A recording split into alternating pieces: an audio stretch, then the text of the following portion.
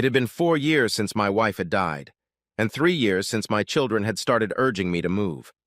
They thought the family home where they had all grown up was too big for a single man. I resisted as long as I could, but realized that in the end, they were right. I had no desire to live with any of my offspring, nor did they need me. I have to admit that as I got older, I became more and more irritable. I was fine most of the time, but I developed a short temper and an intolerance for people who acted like assholes. Hell, why wouldn't I be?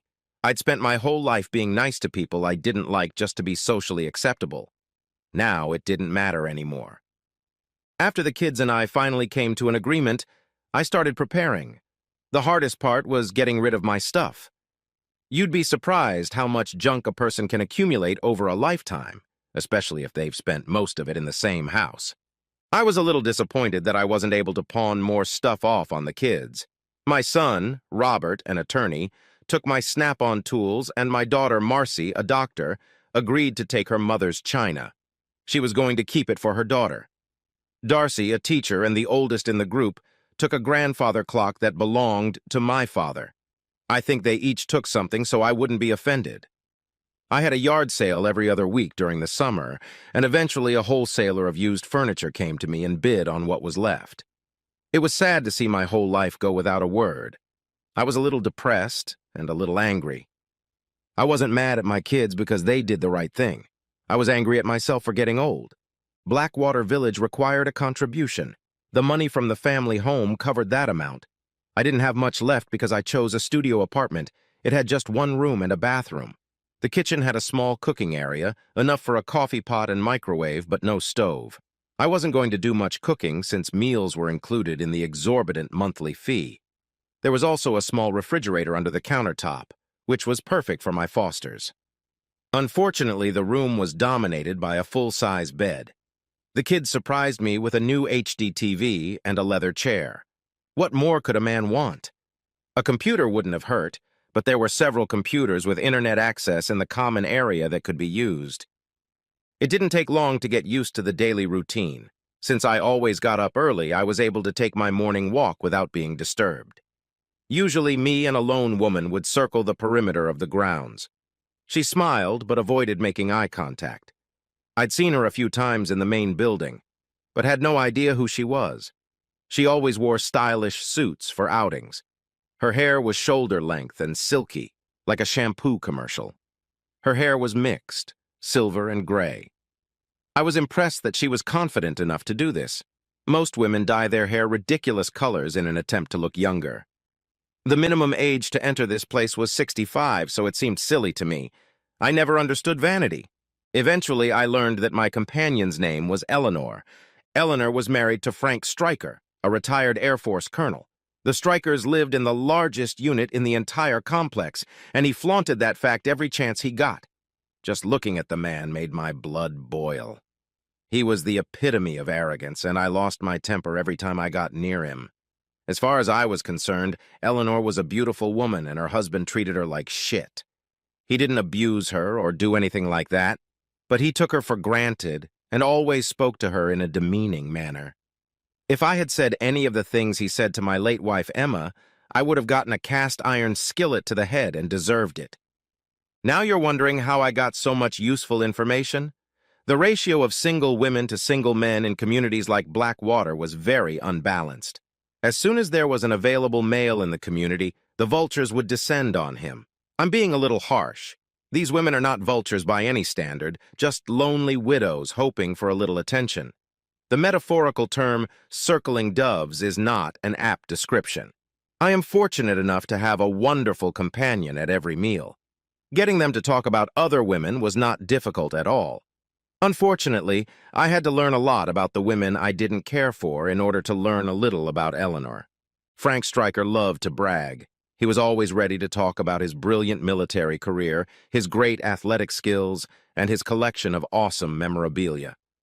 After spending a few hours on the computer, I discovered that he was not an Air Force colonel, but a lieutenant colonel in the reserve. After 20 years of service, he received a free promotion to colonel, but never reached that rank. He was never in combat and spent his entire career as a supply officer. Please understand that I am not demeaning his position or service, but questioning the way he presented himself and his status to others. If you listened to Frank, you would soon believe that he single-handedly won the Vietnam War. I had no trouble getting Frank to show me his amazing collection of expensive junk. He had an entire room filled with display cases and shelves. I saw a Mickey Mantle baseball card, an autographed O.J. Simpson soccer, and 100 other sports collectibles. A beautifully framed engraving of Whistler hung on the wall, a lithograph by Peter Max off to the side. 2 albums held pages and pages of autographs and signed photographs. He was obsessed with his possessions and bragged about each one. Eleanor sat quietly with her book while Frank methodically guided me through the department. The most interesting thing I noticed was the double beds. Several weeks passed. Eleanor and I still walked every morning, but never together. There was never a nod of acknowledgement between us. My relationship with the mistresses of the estate was steadily improving, and I used this time to improve my social skills. I also spent a lot of time observing and studying Frank. There was something he was really good at. He was an excellent tennis player and was almost a pro at golf. We went bowling one evening as a large group, and I was again amazed at his talents in the alley. I looked for a weakness I could use to get closer to Eleanor, but I didn't find one. Evening time at the Blackwater stretched slowly. Most of the occupants watched television or a movie. There were usually a few card games going on, and some of the ladies were playing mahjong, which I never understood. Frank seemed to enjoy cribbage and, to my surprise, parcheesi. Emma and I spent many quiet evenings hunched over the parcheesi game board. It was deadly. I never realized how strategic the game was until my wife destroyed me over and over again. It took months, or should I say years, before I could get over her. On 2 occasions, I got so angry that I ripped a parcheesi board in half and threw it across the room. The next day, I would embarrassingly bring home a new one and apologize to Emma for being a turd. After the kids went home, we stopped playing for some reason. I don't remember why. The only thing I took with me of value was my first edition of Mickey Spillane's The Big Kill. It didn't cost much, but I kept it because I bought it new, and it was one of the few books I actually enjoyed reading. The grammar was terrible, and it was obvious they didn't have proofreaders in those days. It's amazing how many books he sold considering that. After 30 minutes spent on the computer, I found several autographs of my favorite author for sale. I printed out 3 of them and spent the rest of the evening practicing my forgery skills. I'd never been very good at it, but hell, Frank couldn't know that. Now I had a signed first edition. That had to be worth something. The first thing I did was mention and show off my new jewel to a few buddies who were hanging around Frank. He didn't approach me right away. "Stanley, I understand you have a first edition of Mike Hammer's novel. I was wondering if I could take a look at it." I didn't say anything to the other guys about the signature on the cover of the book, but I made sure they saw it. "It would be my pleasure, Frank. I have had the book for over 40 years, and it is my pride and joy." The Colonel spent a good 5 minutes looking at the book. He checked to see if the spine was secure, read carefully the publisher's information on the front. Too bad he didn't know more about forged signatures. "That's a great piece, Stanley. Would you mind parting with it?" "Well, Frank, I don't need the money, but I might be interested in a trade or something. Why don't you think about it, and maybe you can think of something to entertain me?" I knew I had brought that book with me for some reason. It wasn't the best reason, but it did bring some excitement to a dull existence. Over the next few days, Frank tried to engage me in various activities at which he clearly excelled. He tried betting, but never said exactly what he was going to offer on his side. I was more interested in games than athletics. Poker was his first choice, but I still didn't respond. I was waiting for parcheesi. It didn't matter because I was planning on losing anyway. I just felt like I could put on a more convincing show in something I was good at. The day came when he proposed, and I reluctantly accepted. By this time, many residents had learned of the bet. I didn't really want an audience, so I agreed to one observer to clarify or witness the terms of the wager, but not to observe the game. The big day came, and Frank was damnably cocky. He had no doubt that he would beat me, and he was already flaunting it. We sat down at a secluded table in the common area and went over the rules of the game. "Mr. Stryker, I'm putting my first edition of a Mickey Spillane novel on the line. What are you offering?" "Mr. Clark, I've made you several offers over the past few weeks, but you've rejected them all. I assume you have something in mind, so I'll have to hear what it is and then make a decision. And it seemed to me that we were beginning to address each other formally. It gave the wager a certain ceremonial air. I'm willing to bet my book against one evening with your wife, Eleanor. This elicited a certain reaction from my opponent. Not a violent one, but a marveled one.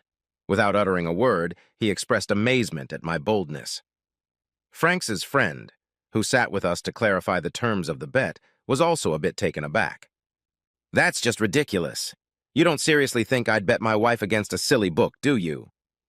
Charlie, would you mind leaving Mr. Stryker and I alone to discuss this like gentlemen? Charlie stood up and walked out, receiving a nod from the colonel. He walked across the room and was soon deep in conversation with the assembled group of watchers. My plan had worked perfectly. I didn't mean to upset you like this, Frank. What I'm proposing is innocent enough. All I want to do is invite Eleanor to dinner, without all the hush-hush and commitment. I'm going crazy in this place, and I need to get out for the evening. I've had dinner with every lady in this complex except Eleanor. She's the only one who can make it special for me. Just dinner, that's all. I promise, and I'll even let her pick the restaurant. Of course, you'll have to approve it and make sure she's okay with it. That's not a problem. She'll do whatever I tell her to do. When he made that statement, I realized I was doing the right thing. He didn't care about her. She was just another piece of property to him. Frank looked at Charlie and gave him a thumbs up. We were ready to start the game. Did you ever play a game as a kid where one person whispered some statement to another person and then it was passed down one by one to 10 or 20 people? By the time it got to the end, it was quite different than when it started. I was sure that the terms of our wager would come back to Eleanor in the same way. Now all I had to do was wait for the results. I could win or lose, but at least I had a chance. The game went as expected. Stryker was good, but not that good. I had 2 opportunities to block and get to the finish line, but I missed both. I was able to offer him the same situation, but he didn't even see it. We played twice as long as we should have. After the win, I handed him a book and congratulated him on a good game. The seed had been sown. I had a good night's sleep that night. The morning was beautiful, and I never felt better as I started my walk. Before I knew it, a furious Eleanor Stryker was blocking my path with her hands on her hips. Who the hell do you think you are, embarrassing me like this? I'm sorry, but this wasn't part of my plans. Did you really think I would agree to have sex with you just because my stupid husband lost a bet? The rumor chain worked just as I'd hoped. He said you'd do whatever he told you to do. What? That definitely threw the demure woman off balance. I wouldn't make up anything like that. I couldn't tell her I'd taken it out of context. When poor Frank said it, he was talking about dinner, not sex. It was to my advantage to make her think what she thought. Why would you bet such a valuable book on something you could never get? I'd put everything I have on the line to spend the evening with you. It wasn't hard. She was still furious, but seemed to be deep in thought. Turning to leave, she made a low, growling sound. Don't ever humiliate me like that again, you arrogant twerp. As Eleanor Stryker walked away, I wondered why she used the initials S.O.B. instead of just saying son of a bitch. I finally met the new woman of my dreams. Mildred Stubblebine became my companion for breakfast. She wasn't as talkative as usual, and an amused smile shone on her face for most of the meal. You have something on your mind, Mildred. What is it exactly? She leaned across the table and chuckled lightly. Stanley, were you really going to do that? If you won the game, were you going to have sex with her? Shame on you. Why would you ask me that? We all had our fingers crossed. We were rooting for you to win. Why? We thought it would be good for her. She needs some attention. I think you're a bunch of dirty old women. I smiled broadly when I said that. Besides, a gentleman never tells. I grabbed the last triangle of toast and winked at Mildred as I left the table. It was nice to have the ladies support my campaign. As I left, Mildred was beaming from ear to ear. She now had enough information to monopolize the conversation in Blackwater all day. I hardly saw Frank that morning. I skipped lunch and took the shuttle bus to Walmart. I had a few things to buy, and I was trying to avoid more questioning as I had with Mildred earlier. Everything was fine now, but it would be easy to mess up. I made dinner on the TV and watched a couple of movies in my room before going to bed. It was already 11 o'clock when I heard a faint knock on the door. Standing in the doorway was Eleanor Stryker with a concerned expression on her face. I stepped aside and let her enter, standing in just my boxer briefs. The only light in the room came from the hallway and the red glow of the clock. I closed the door just as she threw off her robe and climbed into my bed. Not a word was spoken between us. At 3 o'clock in the morning, the light from the hallway hit my eyes again. My overnight guest had left as quietly as she had come. The 4 short hours we had spent together had been glorious. And the fact that we didn't say anything the entire time made them even better. I slept through breakfast and was surprised by a visit from my 3 ladies with Danish, juice, and hot coffee. They didn't say anything either, just smiled. I was still in my boxers. No one talked about my relationship with Eleanor. She visited me at least twice a week. My door was never locked. The colonel seemed to calm down a bit. The bravado was gone. He spent more time on the golf course, sometimes playing 2 rounds a day. We didn't talk much anymore. His circle of friends seemed to get smaller and smaller each week. About 6 months after our Parcheesi game, Frank Stryker died of a heart attack while playing golf in Bermuda. 2 buses brought us to Colonel Stryker's military funeral at Indiantown Gap. I tried to remain inconspicuous. Eleanor sat in the front with her 2 sons and daughter. The sons seemed to be as arrogant as their father. The daughter looked like she had a broomstick shoved up her ass and sucked lemons for breakfast. It was sad to see such an elegant lady have such assholes as a child. I was thankful I didn't have the same problem. Frank Stryker's sons wasted no time loading his collectibles into their cars. The daughter seemed to have no interest in any of these things. She spent all her time with Eleanor. I only had to watch from afar. That evening, Eleanor did not come to the dining room. When I heard a knock on the door, I knew immediately that it wasn't my mistress. She was already used to just walking in. The lemon-sucking, brown-haired woman stood there, not smiling. "Stanley Clark, I'm Norma Stryker, Eleanor's daughter. May I have a moment of your time?" I was afraid to tell her no. "I'm trying to get my mother's affairs in order before I go home. There are a few things left to take care of." "Would you like a beer?" I was taken aback when she nodded yes, and even more so when she started drinking from the bottle. My money-hungry brothers have left with their loot, and I'm left to clean up the mess. I have one small problem to solve before I can leave. She swallowed half her beer in one gulp. "I don't see how I can be of any use. My mother craves the companionship she's been deprived of for years. I understand you are ready and willing to offer her what she needs, and I would like to pay you for your services." "Why on earth would you want to pay me for something I'm willing to do for free?" She finished her beer with a second sip. "I feel obligated to protect the inheritance. My father left a lot of money. It's a life annuity for my mother with the provision that it be passed equally to each of the children upon her death." "I don't want Eleanor's money. I don't need it, and I don't see any reason to separate us." "I don't want to separate you. In fact, I want you to move in with her.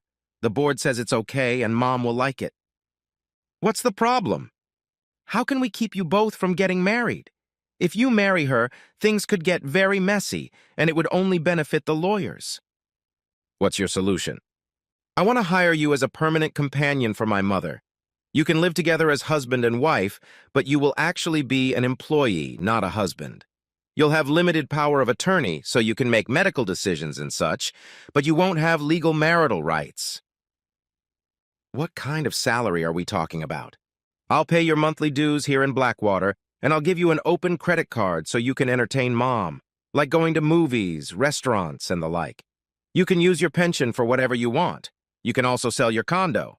As I understand it, you will get 90% of the original price when you resell it." It all seemed pretty damn mercantile. I guess it made sense from a financial standpoint, but for me personally, it stunk to high heaven. "I'm sorry, Norma. I appreciate your offer, but it's impossible. I love Eleanor, and I really want to spend the rest of my time with her. It's been difficult for me since my wife's death. I didn't think I would ever find someone to replace her. Your mother does, but I won't let our relationship be jeopardized over money. I'll gladly sign a prenup or something, but I will not be bribed under any circumstances. From what I understand, she can give the entire annuity to her kids, and we can live just fine on what I have. Well, maybe not as well, but nice. Would you like another beer? No more beer, thanks. I've got to get back to Chicago. Can I call you at the end of the week? I'll look forward to it. In the meantime, I know a nice lady who needs someone to hold her hand. I feel obligated, and I intend to honor that obligation until you tell me otherwise. Do as you see fit, Mr. Clark. I think she's waiting for you. Norma didn't call back. Eleanor and I no longer had to hide in the shadows. We spent most nights in her cell block. We used mine from time to time just for a change. We were accepted as a couple and were comfortable in each other's company. 2 or 3 times a month I had lunch with one of the guys. I never said anything about Eleanor because I didn't want them to think I was trying to replace their mother. It was easier that way. I was proud of the fact that I didn't feel any guilt toward the kids for visiting me. They had their own lives and their own families. I felt it was important not to disrupt them. Thanksgiving was approaching, and my children did not fail to invite me to Marcy's house to spend it with everyone. I wanted to spend the day with Eleanor, so I simply told them, thanks, but no thanks. Eleanor took a little offense at me for not coming to terms with my family and introducing her to them. At one point, she hinted that I was ashamed of her. That's when I realized I had to open up the relationship. The first call I made was to Robert. I never took advantage of the fact that Robert was a lawyer. I felt it was unseemly. I decided I had to make an exception. He was thrilled with Eleanor and convinced me that his sisters would be thrilled too. He, like me, thought prenups were rude, but in this case, they were necessary. It only took him a few days to draw up papers completely protecting all of Eleanor's property from me, regardless of our relationship. That year, Christmas was spent at Robert's house. Eleanor gave me a first edition of a Mickey Spillane novel, and I gave her an engagement ring. Her acceptance into the family was unanimous. We were married in March of that year in the community room at Blackwater. Norma came to the wedding, but her brothers did not show up. I gave her a copy of the prenup, and with a wink she handed it back to me.